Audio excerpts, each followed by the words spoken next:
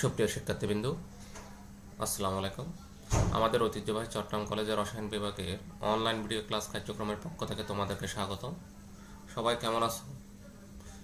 আশা করি সবাই বাসায় আছো, নিরাপদে আছো এবং সুস্থ আছো।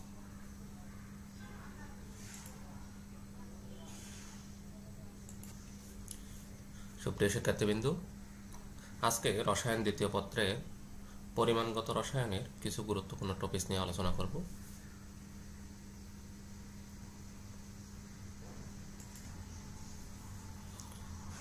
প্রিয় শিক্ষার্থীবৃন্দু, পরিমাণগত রসায়ন খুবই একটা গুরুত্বপূর্ণ অধ্যায়। আমরা যদি বিগত বছরের চট্টগ্রাম বোর্ডের কোয়েশ্চন আমরা যদি একটা অ্যানালাইসিস করে দেখি, 2015, 16, 17, 18, 19 এখান থেকে বহু নির্বাচনী প্রশ্ন 5টি 4টি 5টি 4টি 5টি এভাবে, আর সৃজনশীল প্রশ্ন আমরা টোটাল মার্ক হিসাব করি 15, 9, 9, 19, 19 এই ধরনের নম্বরের কোয়েশ্চন আসছে এখান থেকে। আশা করি তোমরা ভালোভাবে চ্যাপ্টারটি অনুশীলন করবে।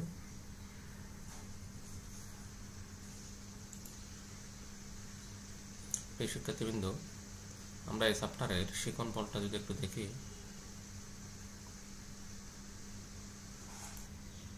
সুপ্রিয় শিক্ষার্থীবৃন্দু, আমরা এই অধ্যায় শিখন ফল যদি এক নজরে দেখি,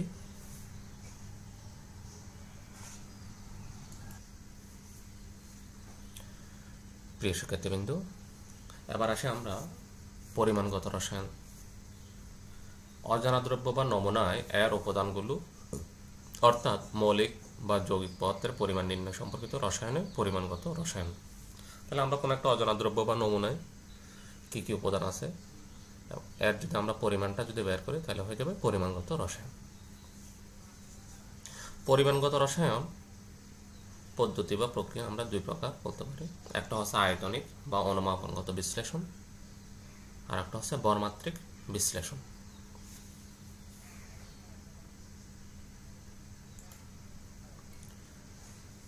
প্রিয় শিক্ষার্থীবৃন্দ, পরিমাণগত রসায়নের ক্ষেত্রে কিছু কাঁচের যন্ত্রপাতি লাগে, যেগুলো তোমরা ল্যাবরেটরির নিরাপদ ব্যবহারের ক্ষেত্রে হয়তো দেখছো। তারপর আমরা একটু এক নজরে দেখব।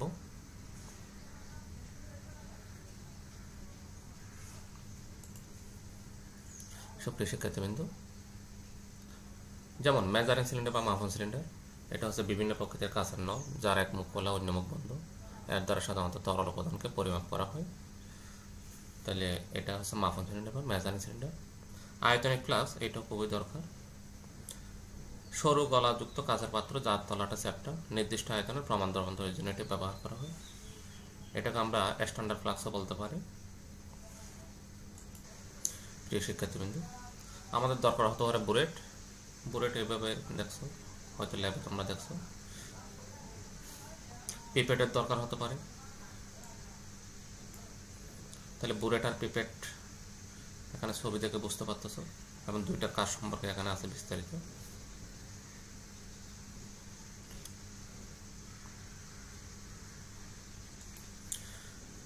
প্রিয় শিক্ষার্থীবৃন্দ, আরও দরকার হতে পারে কনিক্যাল ফ্লাস্ক।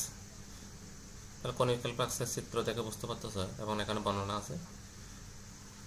তাহলে কনিক্যাল ফ্লাস্ক নিচের অংশটা মোটা এবং চ্যাপ্টা, উপরের অংশটা অপেক্ষাকৃত সরু, যেমন টাইট্রেশনের কাজে ব্যবহার করা হয়। আরও দরকার হতে পারে বিকার। তাহলে ল্যাবরেটরিতে গ্লাস সামগ্রীর মধ্যে বিকার খুবই প্রয়োজনীয়, বিশেষ করে আয়তনভিত্তিক বিশ্লেষণের কাজে এটি ব্যবহার করা হয়। প্রিয় শিক্ষার্থীবৃন্দ, এবার রিয়েজেন্ট বোতল। ল্যাবরেটরিতে বিভিন্ন রিয়েজেন্ট তৈরি করে এই বোতলগুলোতে সংরক্ষণ করা হয়।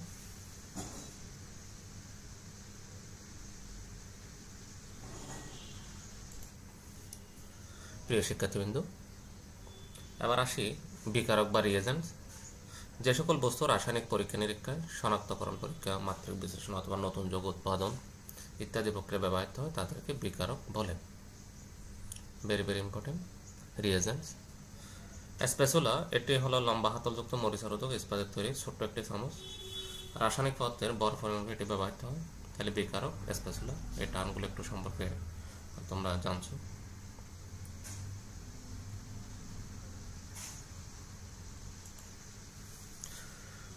প্রিয় শিক্ষার্থীবৃন্দ, আমরা একটু দেখি দ্রবণ, বিশেষ করে দ্রব এবং দ্রাবক মিলে দ্রবণ তৈরি হয়। প্রমাণ দ্রবণ, যে দ্রবণের ঘনমাত্রা সঠিকভাবে জানা থাকে তাকে আমরা প্রমাণ দ্রবণ বলবো। আমরা একটু সংক্ষেপে দেখি।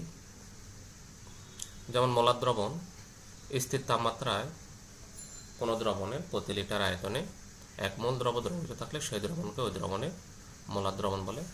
তাহলে এখানে তাপমাত্রাটা স্থির রাখবো। প্রতি লিটারে যদি আমরা যদি 1 মোল মানে হচ্ছে যেটা গ্রাম আণবিকভর বলো। এবার আসি মোলার ঘনমাত্রা বা মোলারিটি। স্থির তাপমাত্রায় কোনো দ্রবণের প্রতি লিটারে দ্রবীভূত দ্রবের মোল সংখ্যাকে ওই দ্রবণের মোলারিটি বলে। একে ক্যাপিটাল এম দ্বারা প্রকাশ করা হয়। আবার যদি বলি এইসব দ্রবণগুলো আমরা কীভাবে তৈরি করতে পারি, আমাদের কাছের যন্ত্রপাতি কী লাগতে পারে, পিপেট লাগতে পারে, ভলিওমেট্রিক ফ্লাস্ক লাগতে পারে, ব্যালেন্স লাগতে পারে, ফানেল লাগতে পারে। তাহলে আমরা মোটামুটিভাবে দ্রবণ, প্রমাণ দ্রবণ, মোলার দ্রবণ, মোলার ঘনমাত্রা বা মোলারিটি সম্পর্কে দেখলাম।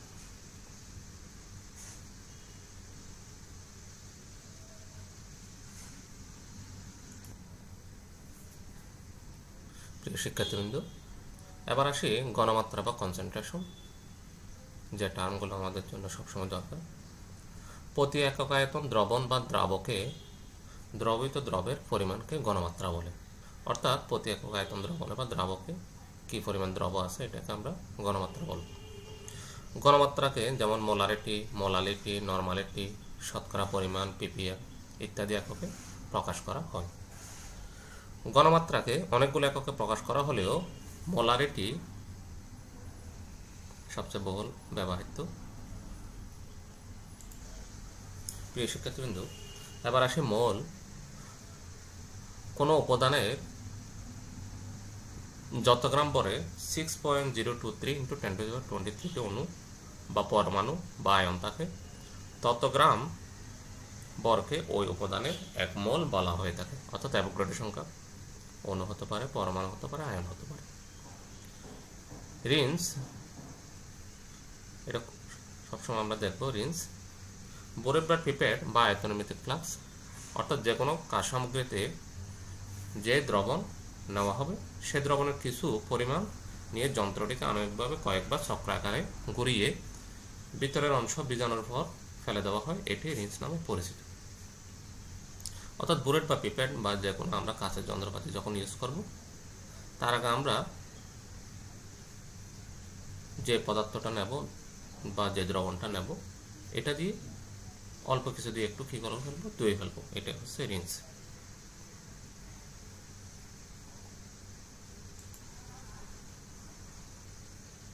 প্রিয় শিক্ষার্থীবৃন্দ, এবার আসি টাইট্রেশন বা অনুমাপন।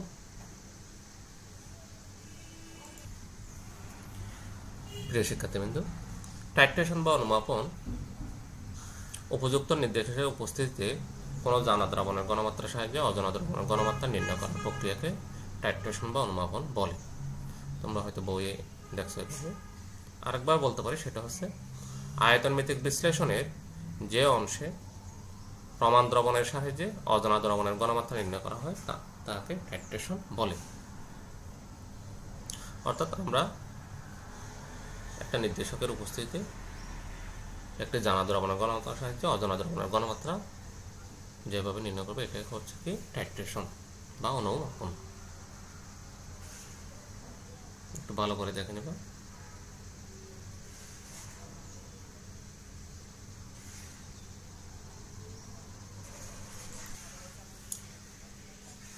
প্রিয় শিক্ষার্থীবৃন্দ, তোমরা মাঝে মধ্যে ভিডিওটা একটু পজ করে একটু খাতায় লিখে নিবা। এবার আসি টাইট্রান্ট বা টাইটার। টাইট্রেশনে ব্যবহৃত জানামাত্রার দ্রবণটিকে আমরা টাইট্রান্ট বলবো। টাইট্রেশনের সময় এটিকে সাধারণত বুলেটে নেওয়া হয়।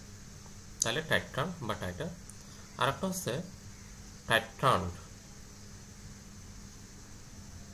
ওটা হচ্ছে টাইট্রান্ট আর এটা হচ্ছে টাইট্রান। টাইট্রেশনে ব্যবহৃত অজানা মাত্রার যে দ্রবণকে টাইট্রেশন করা হয় তাকে টাইট্রান বলে। টাইট্রেশন সময় এটিকে কনিক্যাল ফ্লাক্সে নেওয়া।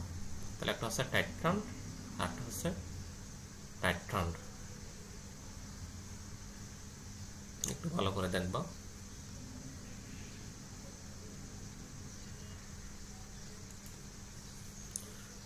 সুপ্রিয় শিক্ষার্থীবৃন্দু, এবার আসি নির্দেশক। এই টার্মটা খুবই দরকার।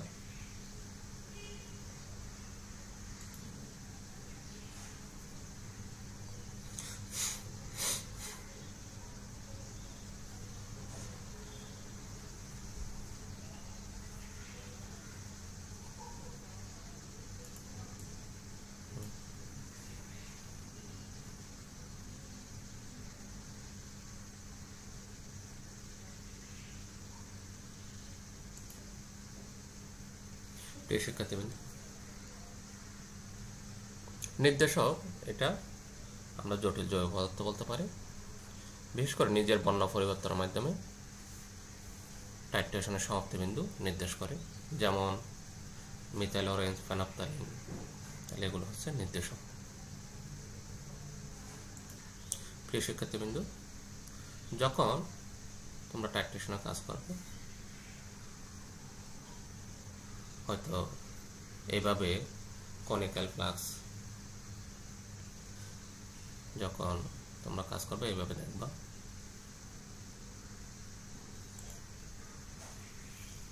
তোমরা যখন নির্দেশক দিয়ে কাজ করবা, এখানে দুইটা কনিক্যাল ফ্লাক্সের দ্রবণের কালার দেখাচ্ছে। একটা হচ্ছে গোট ইন পয়েন্ট আর একটা হচ্ছে ব্যাট ইন পয়েন্ট। একটাতে বেশি দিয়ে ফেলছো আর একটাতে পরিমাণ মতো ঠিক হয়েছে। এই জন্য একটু সাবধানে আমাদের কি করতে হবে, যোগ করতে হবে।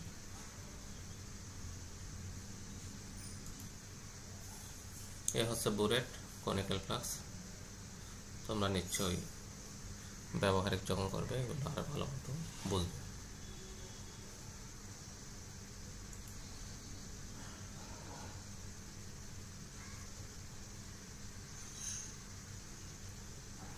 বুরেট দেখতেছো ট্র্যাক্টর নিচে, স্টপ কক বুরেটের নিচে, আর কনিক্যাল ফ্লাক্সে যেটা তোমরা অ্যানালাইট হিসেবে দেখতে পাচ্ছ। প্রিয় শিক্ষার্থীবৃন্দ, এবার আসি অম্লকার প্রশমন টাইট্রেশন।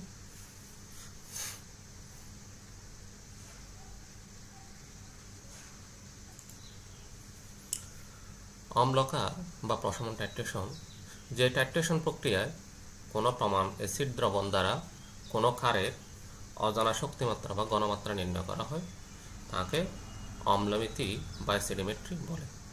তাহলে টাইট্রেশন প্রক্রিয়াকে কোনো প্রমাণ অ্যাসিড দ্রবণ দ্বারা, তাহলে এখানে অ্যাসিডটা হবে প্রমাণ দ্রবণ আর ক্ষারটা হবে অজানা। পক্ষান্তরে যে টাইট্রেশন প্রক্রিয়া প্রমাণ ক্ষার দ্রবণ দ্বারা কোনো অ্যাসিডের অজানা শক্তিমাত্রা বা ঘনমাত্রা নির্ণয় করা হয় তাকে ক্ষারমিতি বলে। তাহলে আমরা আবার যদি ক্ষারটা যদি প্রমাণ হয়, অ্যাসিডের যদি আমরা শক্তিমাত্রা বা ঘনমাত্রা যদি বের করতে চাই তখন হয়ে যাবে ক্ষারমিতি। তাহলে একটা হচ্ছে অম্লমিতি আর একটা হচ্ছে ক্ষারমিতি। অন্যভাবে আমরা বলতে পারি যে ধরনের টাইট্রেশন প্রক্রিয়ায় কোনো প্রমাণ অ্যাসিড দ্রবণ দ্বারা অজানা ক্ষার দ্রবণের বা কোনো প্রমাণ ক্ষার দ্রবণ দ্বারা অজানা অ্যাসিড এর প্রশমন বিক্রিয়া ঘটিয়ে অজানা দ্রবণের শক্তিমাত্রা বা ঘনমাত্রা নির্ণয় করার পদ্ধতিকে অম্লকার টাইট্রেশন বা প্রশমন টাইট্রেশন বলে। অম্লকার টাইট্রেশনে প্রশমন বিন্দু তখনই নির্দেশ করবে যখন অম্ল বা অ্যাসিডের হাইড্রোজেন আয়ন বা প্রোটন আয়ন ক্ষারের হাইড্রোক্সিল আয়নের সাথে যুক্ত হয়ে নিরপেক্ষ পানি উৎপন্ন করে। অর্থাৎ আমরা জানি অ্যাসিডটা হচ্ছে যেটা প্রোটন ত্যাগ করে বা হাইড্রোজেন আয়ন, আর ক্ষার হচ্ছে যেখানে হাইড্রোক্সিল আয়ন আছে। তাহলে প্রোটন এবং হাইড্রোক্সিল আয়ন বিক্রিয়া করে কি হয়ে যায়, পানি হয়ে যায়। এটাই হচ্ছে প্রশমন বিক্রিয়া, অর্থাৎ অ্যাসিড ক্ষার বিক্রিয়া।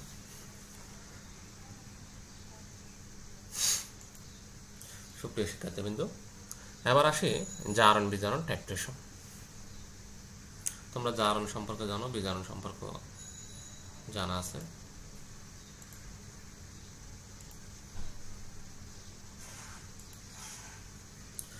জারণ বিজারণ টাইট্রেশন যে ধরনের টাইট্রেশন প্রক্রিয়া কোনো জারক বা বিজারক পদার্থের প্রমাণ দ্রবণ দ্বারা জারণ বিজারণ বিক্রিয়ায় পরীক্ষাধীন বিক্রিয়ক পদার্থে জারণ বা বিজারণযোগ্য আয়নের জারণ সংখ্যার পরিবর্তন ঘটিয়ে ওই পদার্থের শক্তিমাত্রা বা ঘনমাত্রা নির্ণয় করা হয়, তাকে জারণ বিজারণ টাইট্রেশন বলে। যেমন একটা শক্তিশালী জারক পটাশিয়াম পারম্যাঙ্গানেটের প্রমাণ দ্রবণ দ্বারা ফেরাস দ্রবণের জারণ বিজারণ ভিত্তিক টাইট্রেশন দ্বারা ফেরাস দ্রবণের অজানা ঘনমাত্রা নির্ণয় করা যায়। তাহলে এখানে ওই ম্যাঙ্গানিজ আয়ন হচ্ছে জারক, এটা বিজারিত হয়ে Mn2+, তাহলে Mn7+ থেকে 2+ হয়ে গেল, অর্থাৎ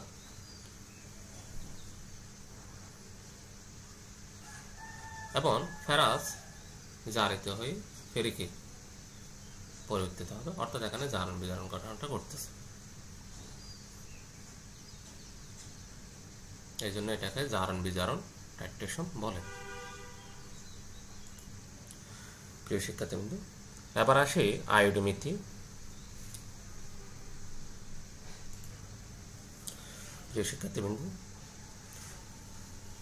প্রমাণ আয়োডিন দ্রবণ ব্যবহার করে, তাহলে আয়োডিন দ্রবণটা হবে প্রমাণ, অর্থাৎ যার ঘনমাত্রা জানা আছে। বিভিন্ন বিজারক পদার্থের ঘনমাত্রা নির্ণয়ের পদ্ধতি হলো আয়োডোমিথি। তাহলে এখানে আয়োডিনটা হচ্ছে প্রমাণ দ্রবণ, বিভিন্ন বিজারক পদার্থের ঘনমাত্রা নির্ণয়ের পদ্ধতি হলো আয়োডোমিথি। যেমন প্রমাণ আয়োডিন দ্রবণ দ্বারা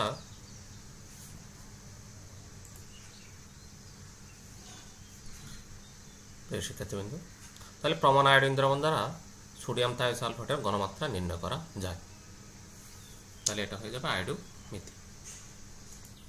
প্রিয় শিক্ষার্থীবৃন্দ, এবার আসো আয়োডোমিথি। তাহলে দুইটা টার্মটা একটু ভালো করে দেখবা, আয়োডোমিথি।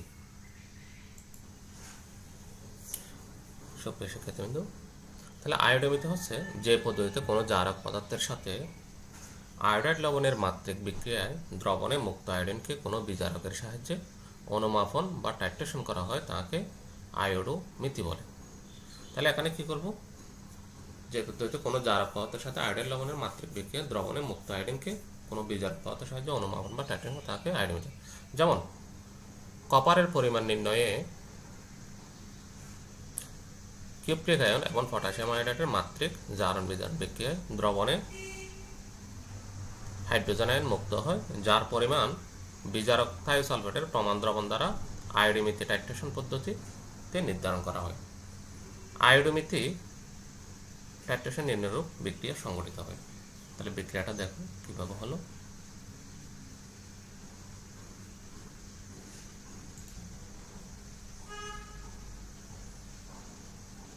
তাহলে আমরা বিক্রিয়াটা দেখতে পাচ্ছি।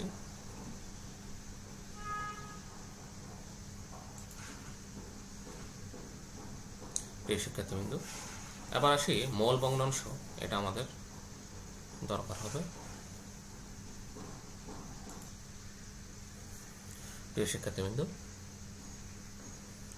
কোনো দ্রবণের বা গ্যাস মিশ্রণের যে কোনো উপাদানের মোল সংখ্যা এবং উপাদান সমূহের মোট মোল সংখ্যার অনুপাতকে উপাদানের মোল ভগ্নাংশ বলে।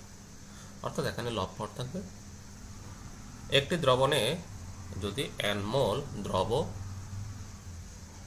এবং ক্যাপিটাল N মোল দ্রাবকে দ্রবিত থাকলে তখন আমরা দ্রবের মোল ভগ্নাংশটা হবে, যেটাকে আমরা যদি x2 বলি, তাহলে দ্রবের মোল সংখ্যা n ডিভাইডেড দ্রব এবং দ্রাবকের মোল সংখ্যা নিচে, অর্থাৎ লব হবে দ্রব আর হর হবে দ্রব এবং দ্রাবকের মোল সংখ্যা। ঠিক একইভাবে যদি দ্রাবকের মোল ভগ্নাংশ বাইর করি x1, এটা হবে কি দ্রাবকের মোল সংখ্যা ডিভাইডেড দ্রব এবং দ্রাবকের মোল সংখ্যা।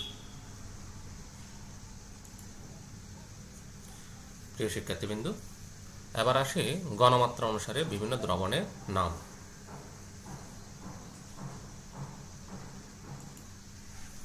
সুপ্রিয় শিক্ষার্থীবৃন্দ, আমরা যদি 1 dm³ বা 1 লিটার দ্রবণে দ্রবিত দ্রবের পরিমাণটা আমরা যদি মৌলে হিসেব করি এবং দ্রবণের ঘনমাত্রাকে যদি ক্যাপিটাল M দ্বারা দেখে এবং দ্রবণের নাম, যেমন 1 dm³ বা 1 লিটার দ্রবণে যদি পরিমাণ হয়, এখানে যদি 1 মোল পরিমাণ যদি দ্রব দ্রবিত থাকে তাহলে ওই দ্রবণের ঘনমাত্রাটা আমরা 1 মোলারিটি বলবো এবং ওই দ্রবণের নামটা হয়ে যাবে মোলার দ্রবণ।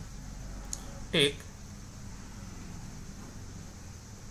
1 লিটার দ্রবণে যদি দ্রবের পরিমাণটা যদি 0.5 অর্থাৎ অর্ধেক হয়ে যায়, তখন দ্রবণের ঘনমাত্রা হয়ে যাবে 0.5 মোলারিটি এবং ওই দ্রবণ নাম হয়ে যাবে সেমি মোলার দ্রবণ। তাহলে মোলার দ্রবণের অর্ধেকটা হচ্ছে সেমি মোলার দ্রবণ। এবং 1 লিটার দ্রবণে যদি দ্রবীত দ্রবের পরিমাণ যদি 0.1 মোলারিটি হয়, অর্থাৎ 10 ভাগের 1 ভাগ যদি হয়, তাহলে দ্রবণের ঘনমাত্রা হয়ে যাবে 0.1 মোলারিটি। তখন দ্রবণের নামটা হয়ে যাবে ডেসিমোলার দ্রবণ। তাহলে মোলার দ্রবণ, সেমি মোলার দ্রবণ, ডেসিমোলার দ্রবণ। আবার সেন্টিমোলার দ্রবণ, 1 লিটার দ্রবণে দ্রবীত দ্রবের পরিমাণটা যদি 0.01 অর্থাৎ 100 ভাগের 1 ভাগ যদি হয়, তখন দ্রবণের ঘনমাত্রাটা হয়ে যাবে 0.01 মোলারিটি। তখন দ্রবণের নামটা হয়ে যায় সেন্টিমোলার দ্রবণ। তাহলে আমরা কি কি দেখলাম? একটা হচ্ছে মোলার দ্রবণ, সেমি মোলার দ্রবণ, ডেসিমোলার দ্রবণ, সেন্টিমোলার দ্রবণ। তাহলে মোলার দ্রবণ যদি 1 মোল দ্রব দ্রবীত থাকে, সেমি মোলারও হবে 1 অর্ধেক, ডেসিমোলারও হবে 10 ভাগের 1 ভাগ, আর সেন্টিমোলারও হবে 100 ভাগের 1 ভাগ। তাহলে আমরা 4টা দ্রবণ দেখলাম। তাহলে প্রত্যেকটা হচ্ছে এখানে কি দ্রবণ? এগুলো প্রমাণ দ্রবণ, কেননা এগুলোর ঘনমাত্রা আমরা জানি। সুপ্রিয় শিক্ষার্থীবৃন্দ, এবার আসি মিনিসকাস। কোনো তরলকে নলাকৃতির যন্ত্রে রাখা হলে যে বাঁকানো পৃষ্ঠতল পাওয়া যায় তাকে মিনিসকাস বলা হয়। তাহলে কোনো তরলকে যদি আমরা নলাকৃতির যন্ত্রে যদি রাখি, তাহলে উপরের যেটা পৃষ্ঠতল পাবো এটা একটু কী হয়ে যাবে? বেঁকে যাবে, হয় উত্তল নতুবা অবতল হয়ে যাবে। তাহলে তাকে আমরা মিনিসকাস বলব। পিপিএম যেটা হচ্ছে কি পার্টস পার মিলিয়ন। কোনো দ্রবণের প্রতি 10 লক্ষ ভাগে, অর্থাৎ আয়তন ও ভরে যদি আমরা একটা হিসাব করি, কোনো দ্রবের যত ভর দ্রবীভূত থাকে ওই ভর নির্দেশক সংখ্যাটি হচ্ছে ওই দ্রবণের পিপিএম বলে, পার্টস পার মিলিয়ন। অর্থাৎ 10 লক্ষতে হিসাব করব। যেমন 1 ppm সমান আমরা বলতে পারি 1/10⁶। যেমন এটাকে আমরা যদি গ্রামে বলি 1 গ্রাম ডিভাইডেড 10⁶ গ্রাম, আর যদি মিলিগ্রাম বলি 1 মিলিগ্রাম ডিভাইডেড কেজি, বা 1 মিলিগ্রাম ডিভাইডেড লিটার, বা 1 মাইক্রোগ্রাম ডিভাইডেড মিলিলিটার। খুবই ইম্পর্টেন্ট একটা একক দেখবা। তাহলে প্রতি 10 লক্ষ ভাগে আমরা হিসাব করতেছি PPM, parts per million. Million মানে হচ্ছে এখানে 10 লক্ষ। প্রিয় শিক্ষার্থীবৃন্দ, এই যে কিছুক্ষণ আগে আমরা মিনিসকাসের কথা বললাম, তাহলে এইভাবে একটা অবতল দেখব। তাহলে এভাবে যদি অবতলটা যদি হয়, তাহলে আমরা চোখ কোথায় রাখবো? দেখতে পাচ্ছ এটা এটা এটা কারেক্ট কোনটা? ওই নিম্ন সাইডটা। তাহলে আমাদেরকে পার্ট নিতে হবে এই বরাবর। দেখো কারেক্ট কোনটা, অর্থাৎ চোখ কোথায় রাখবো। যদি আমরা পারদ নেই, পারদের ক্ষেত্রে এই ধরনের কনভেক্স মিনিসকাস দেখা যাবে, অর্থাৎ উত্তল টাইপের। যদি আমরা নলাকৃতির ইয়াতে যদি কিনি পারদ। প্রিয় শিক্ষার্থীবৃন্দ, তাহলে দুইটা মিনিসকাস, একটা হচ্ছে লোয়ার মিনিসকাস আর একটা হচ্ছে আপার মিনিসকাস। লোয়ার মিনিসকাসটা তাহলে কেন লোয়ার মিনিসকাস হবে? এখানে পৃষ্ঠটান সারফেস টেনশন কাজ করে, এখানে আসক্তি বলটা সংশক্তি বলের তুলনায় বেশি, যেটাকে আমরা কনকেপ্ট অর্থাৎ কার্ভটা ডাউনের দিকে যাবে। যে কোনো তরল দ্রবণ হতে, যেমন পানি, পটাশিয়াম পারম্যাঙ্গানেট দ্রবণ যদি আমরা নিই, এভাবে হবে। সুপ্রিয় শিক্ষার্থীবৃন্দ, এবার যদি আপার মিনিসকাস দেখি, তাও পৃষ্ঠটানের কারণে এখানে সংশক্তি বলটা আসক্তি বলের তুলনায় বেশি। তাহলে আপার মিনিসকাসের ক্ষেত্রে সংশক্তি বলটা আসক্তি বলের তুলনায় বেশি। এটা কনভেক্স, যেমন মার্কারে নিলে এভাবে হবে। প্রিয় শিক্ষার্থীবৃন্দ, আমাদের আরও দুইটা টার্ম দরকার হতে পারে এখানে, যেমন প্রাইমারি স্ট্যান্ডার্ড পদার্থ আর একটা হচ্ছে সেকেন্ডারি স্ট্যান্ডার্ড পদার্থ। তাহলে আমি যদি সংক্ষেপে বলি, প্রাইমারি স্ট্যান্ডার্ড প্রকৃতিতে বিশুদ্ধ অবস্থা পাওয়া যায়, যেটা বায়ুর উপাদান দ্বারা আক্রান্ত হয় না, ঘনমাত্রা দীর্ঘদিন ধরে অপরিহিত থাকে। সেকেন্ডারি স্ট্যান্ডার্ড পদার্থ ঠিক তার বিপরীত, প্রকৃতিতে বিশুদ্ধ অবস্থা পাওয়া যায় না, বায়ুর উপাদান দ্বারা আক্রান্ত হয়, দীর্ঘদিন রেখে দিলে ঘনমাত্রা পরিবর্তিত হয়ে যায়। তাহলে আমরা প্রাইমারি স্ট্যান্ডার্ড পদার্থ জানলাম, সেকেন্ডারি স্ট্যান্ডার্ড পদার্থ জানলাম।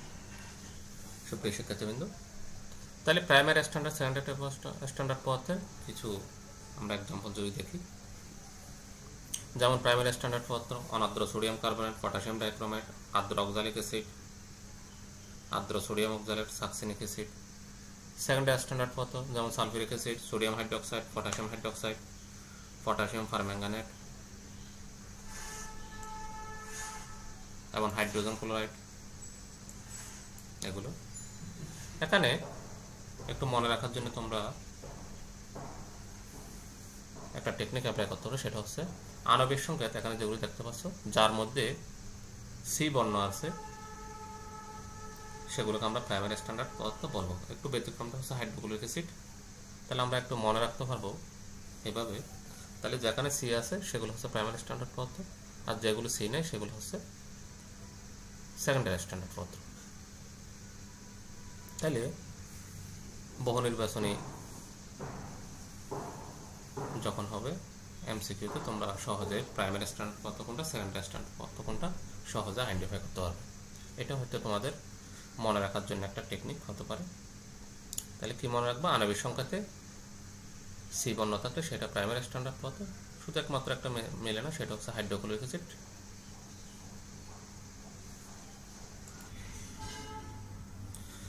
সুপ্রিয় শিক্ষার্থীবৃন্দ, আজকে আমরা পরিমাণগত রসায়নের খুবই গুরুত্বপূর্ণ কিছু টার্ম নিয়ে আমরা আলোচনা করছি।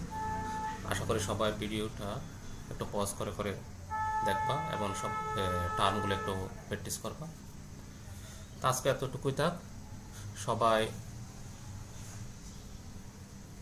একটু কোভিড-19 এখন যেহেতু একটু আবার সেকেন্ড ডেও চলতেছে, সবাই একটু স্বাস্থ্যবিধি মেনে চলাফেরা করবো, আর সবাই বাসা থাকার চেষ্টা করো। সবাই ভালো থাকবে, সুস্থ থাকবে। ইনশাআল্লাহ নেক্সট ক্লাসে আবার দেখা হবে।